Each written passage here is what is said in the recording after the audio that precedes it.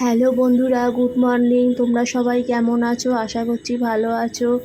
তো আমার সকালবেলা থেকেই আমি ব্লগটাকে শুরু করে দিয়েছি। দেখো, গতকালের জামা কাপড়গুলো শুকায়নি, সব গামলা করে রেখে দিয়েছিলাম, এখন সব সকালে মেলে দিচ্ছি।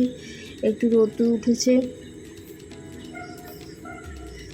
আজকে থাম্বনেইলের নামটা দেখেই তোমরা বুঝতে পারছো যে আমি লিখেছি যে কোমর বেঁধে নেমে পড়লাম।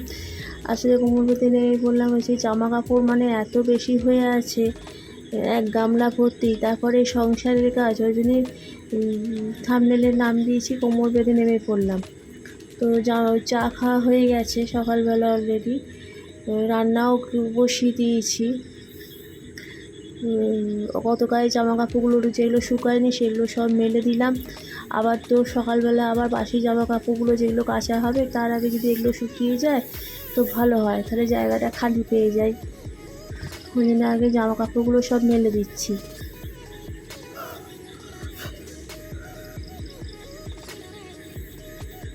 রোদে খুব একটা জোর নেই, আকাশে মেঘ ঘোরাঘুরি করছে, তাও মানে সব রিক্সে সব জামা কাপড় মেলছি। মানে যদি বৃষ্টি আসে কোন দিকে ছুটবো তার ঠিক থাকবে না। সব জানলায় কিছু না কিছু করে আমি সব জামা কাপড় মেলে রেখেছি। তোমরা ভিডিওটা শেষ পর্যন্ত দেখো, কেউ ভিডিওটা স্কিপ করো না, একটুখানি দেখো। ওই ঘরে জামা কাপড় জানলায় মেলে এসছে, বা এই ঘরেও মেললাম। মানে প্রত্যেকটা জানলায় রোদ্দুর এসছে, তো ওই জন্য ভাবছি যে এই রোদ্দুরটাকে আর নষ্ট করবো না। যদি জামা কাপড়গুলো কোনোভাবে শুকিয়ে যায় তো ভালো হয়, কারণ আবার তো কাচা হবে। বাসি জামা কাপড় ধরো আজকে সকালে আরও আবার কাচা হবে, তার আগে যদি এগুলো শুকিয়ে যায় খুব ভালো হয়। বাসি বিছানাও তুলিনি, আগে ফার্স্ট জামা কাপড় নিয়ে নেমে পড়েছি ময়দানে। আর কি বলবো বলো, ওই জন্য বলছি জামা কাপড় নিয়ে নেমে পড়েছি ময়দানে।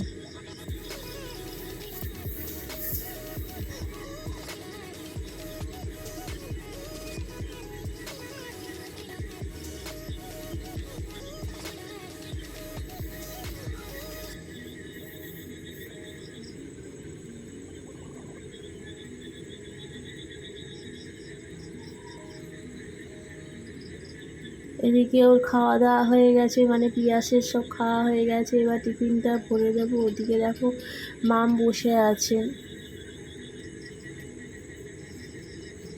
আজকে আমাদের সকালবেলা ব্রেকফাস্টটাও একটু অন্যরকম, সেটা তোমাদের সাথে আমি পরে শেয়ার করব।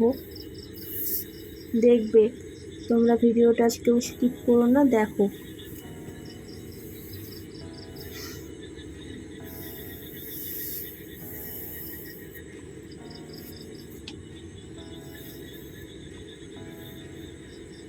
এই দেখো টিফিনটা দিয়ে দিচ্ছি। আজকে ওকে দিয়েছি ফ্রাইড রাইস দিয়েছি, জানো তো, ফ্রাইড রাইস দিয়েছি, আম কেটে দিয়েছি।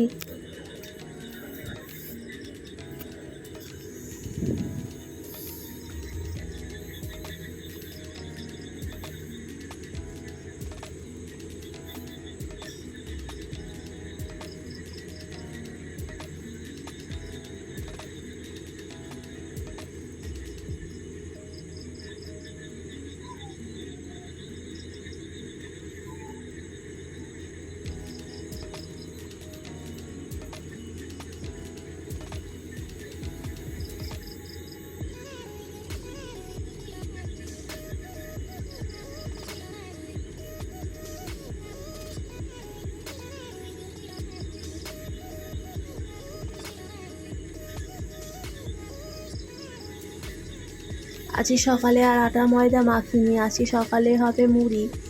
কাঁচা ছোলা একটু ভিজিয়ে রেখেছিলাম, সেই কাঁচা ছোলাটা মাম আবার তেলে শুকনো শুকনো লঙ্কা ফোড়ন দিয়ে ভাজছেন।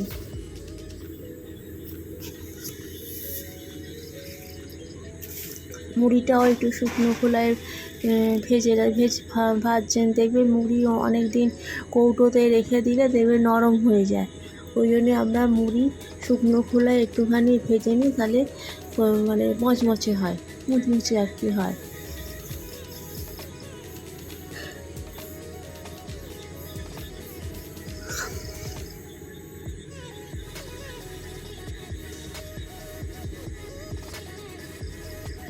তো খেয়ে যে ঘরগুলো বাকি ছিল বাসি ঝাড় দেওয়া সেগুলো ঝাড় দিয়ে দিলাম। এবার দেখো যেগুলো সকালবেলা মেলে দিয়েছিলাম সেগুলো মোটামুটি সব শুকিয়ে গেছে, আমি কাঁচা হয়ে গেছে। এবারে ওই জায়গাগুলো একটু ফাঁকা চাই, তাহলে মেলবো কী করে?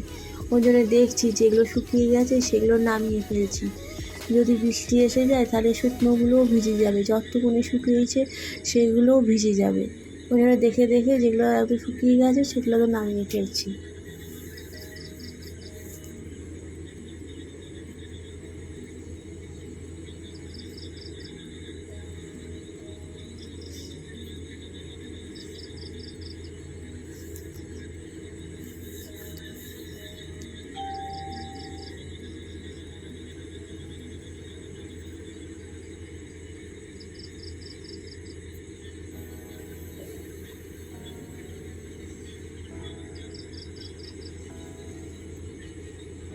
আমার এই ব্লগটা তোমাদের কীরকম লাগছে একটুখানি কমেন্ট করে জানিয়ে দিও, লাইক শেয়ার করে দিও, আর যারা নতুন এই চ্যানেলে আসছো তারা প্লিজ একটু সাবস্ক্রাইব করে দিও।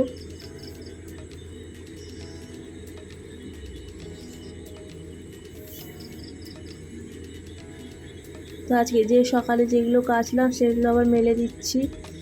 জানি না কি হবে, আকাশে মেঘ দেখে মনে হচ্ছে যে কোনো সময় ঢালতে পারে।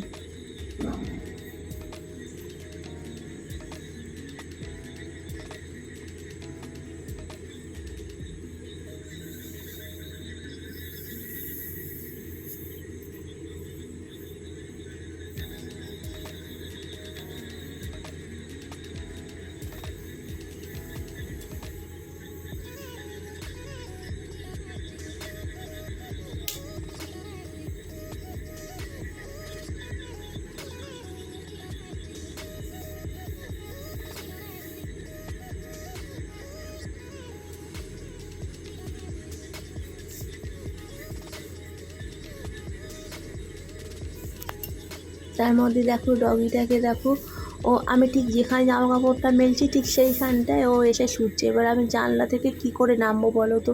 ওর গায়ে তো আমি পা দিয়ে ফেলবো। ওই জন্য জামা কাপড় মেলছি আর আমি চেঁচাচ্ছি যে তুই এখান থেকে উঠে যা, নাহলে আমি জানলা থেকে কি করে নামবো? তাও ওখানে শুয়ে আছে।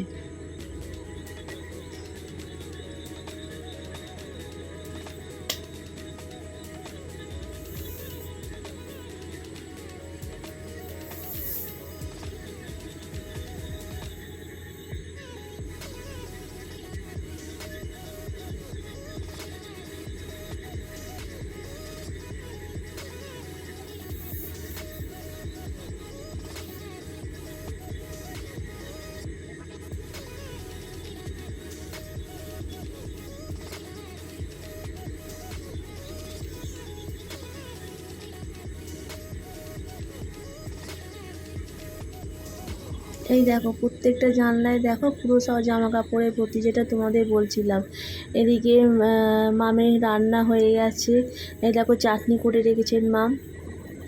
তারপরে হচ্ছে ডাল, এটা হচ্ছে আলু ঝিঙে বড়া দিয়ে একটা ঝোল করেছেন। এই দেখো